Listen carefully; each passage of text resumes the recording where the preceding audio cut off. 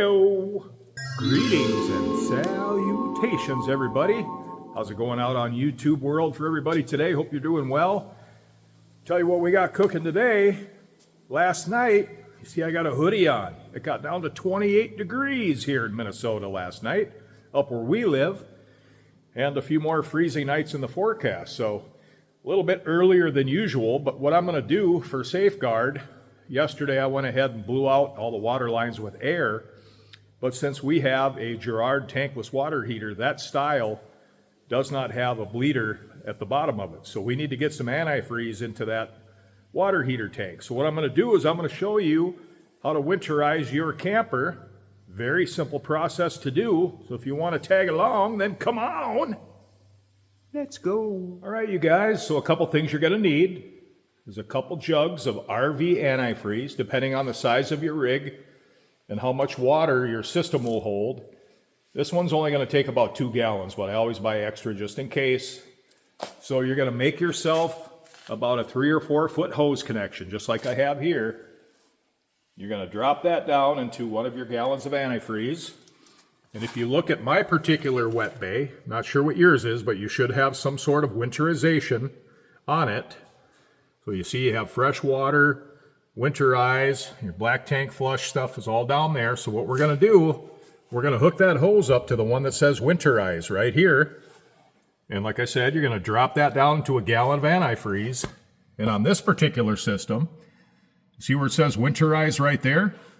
Well, we're going to flip that over to winterize, and what that's going to do is that's going to allow me to turn on the water pump so it will draw antifreeze up into the system.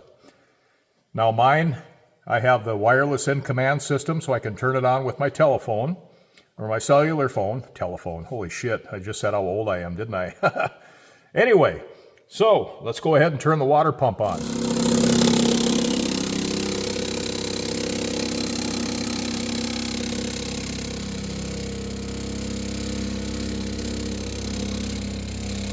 Now that's drawing antifreeze into the system right now.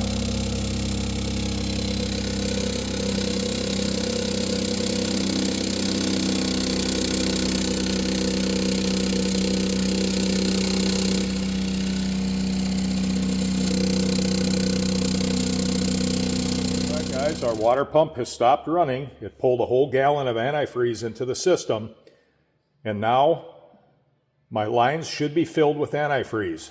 Okay, so I went ahead and I put the hose into the second gallon because we want to be able to keep drawing antifreeze. But as you can see, the pump stopped running. So we're going to go inside and show you what to do next. So the kitchen sink is typically going to be the furthest or the longest line on your camper. It might be a little different for yours. So what we're going to do, let me get a different camera angle here. Bear with me, you guys. So what we're going to do is, now that our system is primed, you heard the water pump stop running, I'm going to start with the cold, okay? We're going to turn on the cold. There it is, already pink. There you go. That one's good to go.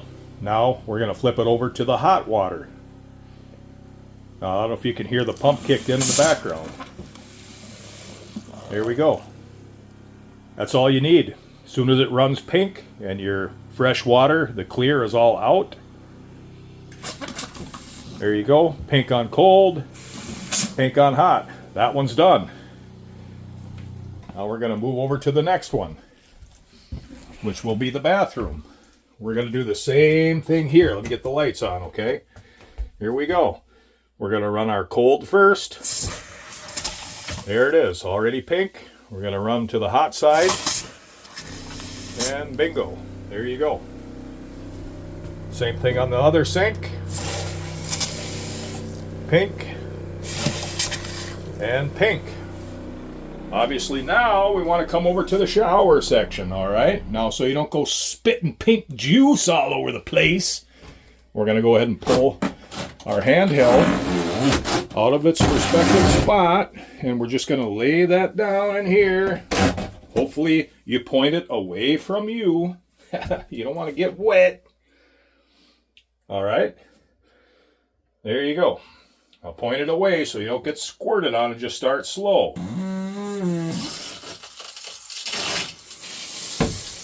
And there you go. Pink coming out of there. Gonna do the same thing on the cold side now. Oh, see how it blasted air out of there? There we go. That's running pink. That's all you need. I'm gonna hang that back up.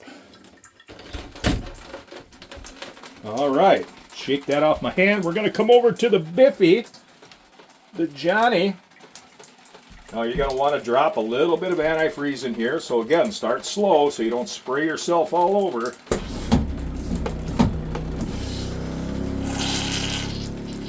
There you go. Now I'm gonna leave a little bit of that in the toilet bowl, and that'll help keep that gasket hydrated. Okay? That's done. And now, say hi to yourself. Boom, there you go. Let's go on to the next one. And that would be my washer and dryer hookup right here. You're going to want to make sure you get these lines, all right, you guys? So, I'm not going to film this, but I'm going to go grab a bucket, and I'm just going to turn those open until pink comes out, all right? Now, once you have all those done, you're going to want to go find, there we go. You're going to want to go find your low point drains. Okay, you guys? You're going to want to open those up. Now on my camper, I know exactly where they are. Yours should look something like this under the belly of your camper. Okay? There we go. Now, you're going to want to do the same thing. You want to open those up a little bit.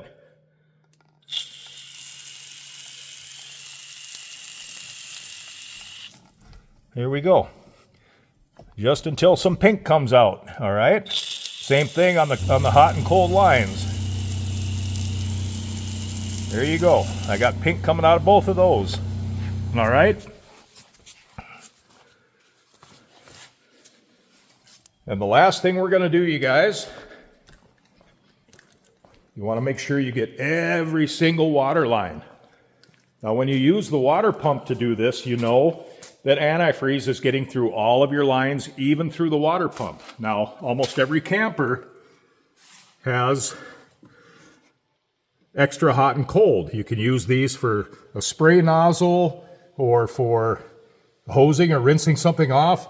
Or sometimes you get that curly hose you hook up from here and you can put it in your tank flush right here, okay? So what I'm gonna do, I'm gonna hook that line up right to there. I'm going to hook it to the black tank flush, and I'm just going to open those up for about 2 seconds each, enough to get antifreeze into the water lines right there. All right, guys, so we have our supply line hooked up to the external shower or those external water ports, like I mentioned, that you can use with the hose or whatever. And I have that connected to my black tank flush. Now, you're going to definitely want to get water, because you know you flush your black tank. Well, that's a water supply line, so you want to make sure you get some RV antifreeze pumped into those, okay? So we're just going to hit them for about 2 or 3 seconds.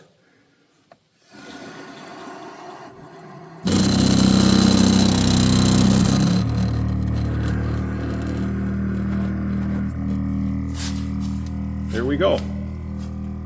Now, we've effectively inserted water into that tank flush line. You definitely want to do that. All right, guys. One last important thing. You're going to want to make sure that you get plenty of antifreeze down those drains, because that has to spill into what's called your P-trap. Now, your P-trap is on every single sink, and they hold water. So you want to make sure that you push that out and you get antifreeze in there. So we're just going to dump some down there, just like that.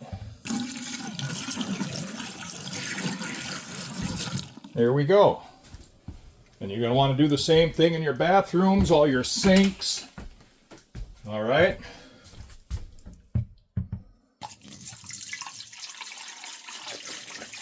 Just like that. Bingo. Nothing to it, right? Easy peasy. Now let me show you something. See right here? That's called a P-trap. Now it comes down from your sink, loops down and back up. Now this will hold water. That's why it's super important, you guys, to make sure you pour antifreeze down those drains. Last but not least, you guys, you want to make sure that your black tank is flushed and completely empty.